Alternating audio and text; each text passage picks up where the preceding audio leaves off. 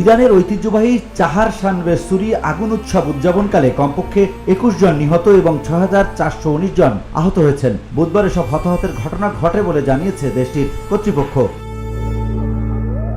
তুর্কি বার্তা সংস্থা আনাদোলুর প্রতিবেদনে বলা হয়, বুধবার রাজধানী তেহরানে পবিত্র রমজানের ইফতারের পরই মূলত এই উৎসব শুরু হয়। অংশগ্রহণকারীরা আগুন জ্বালিয়ে তার উপর লাফ দেয় এবং আতশবাজি, ফ্ল্যাশবুম ও ঘরে তৈরি বিস্ফোরক ব্যবহার করে।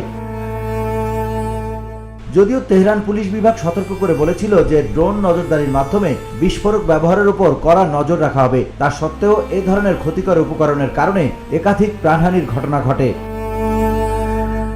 বৃহস্পতিবার ইরানের জরুরি চিকিৎসা সেবা সংস্থা জানিয়েছে, দেশ জুড়ে এখন পর্যন্ত ২১ জনের মৃত্যু হয়েছে এবং ৬,৪১৯ জন আহত হয়েছে, যাদের মধ্যে ১৮ জনের অবস্থা আশঙ্কাজনক। তেহরান, পূর্ব আজারবাইজান এবং পশ্চিম আজারবাইজান প্রদেশে সবচেয়ে বেশি আহতের সংখ্যা রেকর্ড করা হয়েছে।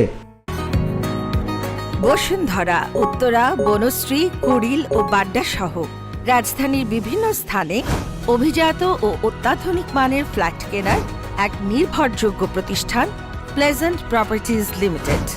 তাই আপনার স্বপ্নের আবাসনের জন্য আজই যোগাযোগ করুন।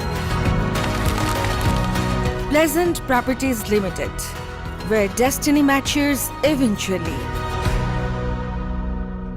ইরান মূলত সৌর হিজরি ক্যালেন্ডার অনুসরণ করে, যা সূর্যের গতির উপর ভিত্তি করে নির্ধারিত।